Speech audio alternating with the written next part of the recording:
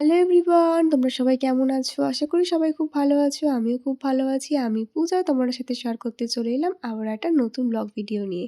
তো আগের দিনের ব্লগে দেখতেই পেলে বাড়ি চলে এসেছি। আর আজকে কিন্তু বাড়ি আসার পরে একদিন কেটেও গেছে। আজকে কিন্তু তোমাদের সাথে একটা দারুণ ব্লগ শেয়ার করতে চলেছি।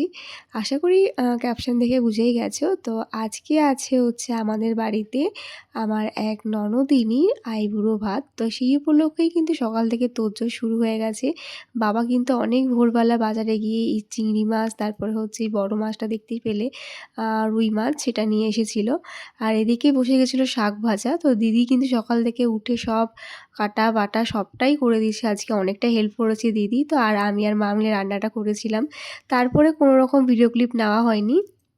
তারপরে কিন্তু আমি চলে আসলাম একদম ডেকোরেশনের জায়গায়।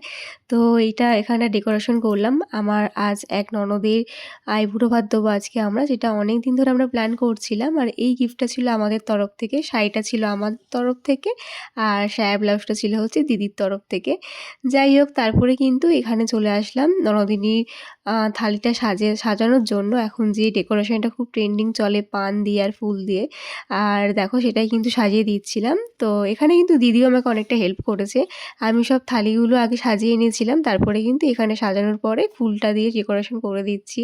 তো অনেক দিন ধরে ভাবছিলাম এই ননদিনীকে আইবুড়ো ভাত দেবো। আমি আমার বান্ধবীর বিয়েতে যাওয়ার আগে থেকেই কিন্তু ননদিনীকে ডেটটা বুক করে গেছিলাম যে এই ডেটটা তুমি আমার জন্য ফাঁকা রেখো, এই ডেটটাতেও কিন্তু আমরা তোমাকে আইবুড়ো ভাত খাওয়াবো। তো যেমন ভাবা তেমন কাজ। তো আমরা দুই বোন মিলে কিন্তু মানে আমি আর দিদি মিলে কিন্তু এই আইবুড়ো ভাতের মেনু সবটাই আমরা দুই বোনে মিলেই ঠিক করেছি। আর কীরকম কী হবে সাজানো গোছানো সবটাই কিন্তু আমাদের প্ল্যানিংয়েই হয়েছে, আমার আর দিদির।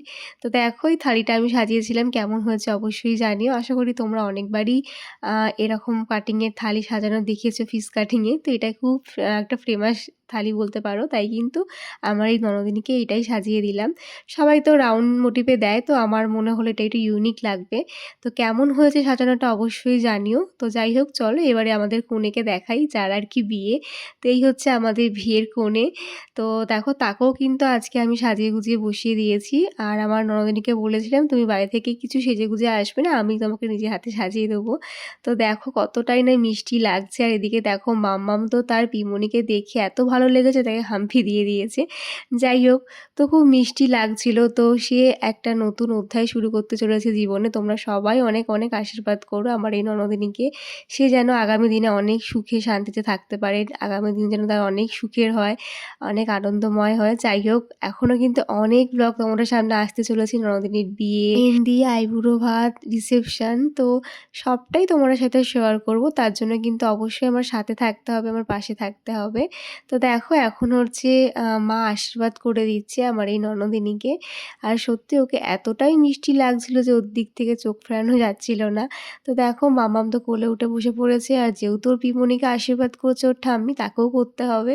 তো এখানে প্রথমে তো আমার ননদিনীকে আশীর্বাদ করে দিল, তারপরে মামামকে দেওয়ার পরে কিন্তু নিজেকেও দিয়ে দিল। তারপরে দেখো কাকিমাকেও আমরা ডেকে নিয়েছিলাম। তো এত সুন্দর মুহূর্তটা আমরা একা একা আর এনজয় করতে চাইলাম না, তাই ভাবলাম যে কাকিমাকেও ডেকে নিই, কাকিমাকে নিয়েই এই সুন্দর মুহূর্তটা আমরা এনজয় করব। তো যাই হোক, দেখো এখন কাকিমাও কিন্তু আশীর্বাদ করে দিচ্ছে। তো ভীষণ ভালো লাগছিল যে এতটা সুন্দরভাবে আমি আর দিদি মিলে যে আমার ননদিনীকে এত সুন্দরভাবে সাজিয়ে গুজিয়ে দিতে পারবো, সত্যি ভাবতে পারিনি। অনেক দিন ধরে প্ল্যান করছিলাম আমরা দুজন মিলে। তো ফাইনালি আজকে সেই দিনটা চলে এসেছে। তো আমাদের মনের মতন করে আমাদের এই ননদিনীকে আইবুড়ো ভাতটা দিলাম সাজিয়ে গুছিয়ে। তোমরাও জানিও তোমাদের কেমন লাগলো। তারপরে দেখো দিদি একটু আশীর্বাদ করে দিচ্ছে।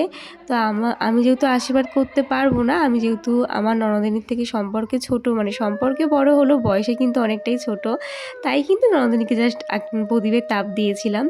তো কেমন লাগছে আমার ননদিনীকে আজকের এই লুকে অবশ্যই জানিও। তো আমি কিন্তু ননদিনীর জন্য এই কালারের শাড়িটা চুজ করেছিলাম আমি আর তোমার দাদাভাই মিলে, কারণ আমার খুব পছন্দ হয়েছিল এই কালারটা।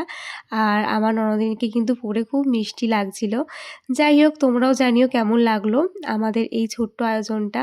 তার তো খুব ভালো লেগেছিল আর কি।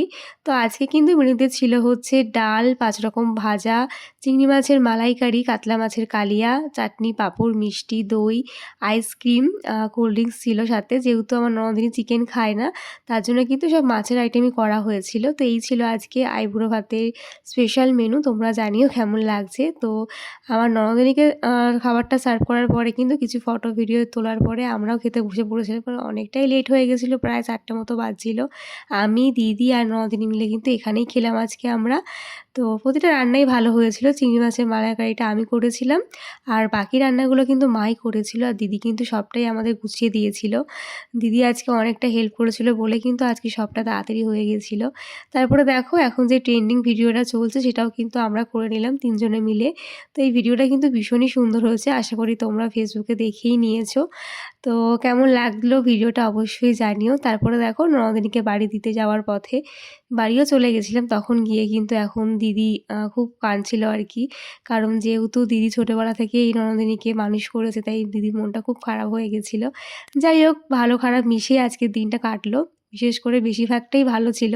তারপরে কিন্তু বেরিয়ে পড়লাম দিদি আর আমি মিলে একটু মার্কেটে যাওয়ার জন্য। তো চলো আজকের ব্লগটা এখানে শেষ করলাম। কেমন লাগলো তোমাদের অবশ্যই জানিও। তাহলে চলো আজকের মতন টাটা। দেখা হচ্ছে আবার কোনো নতুন ব্লগে, নতুন ভিডিওতে। বাই সবাইকে। সবাই খুব ভালো থেকো, সুস্থ থেকো।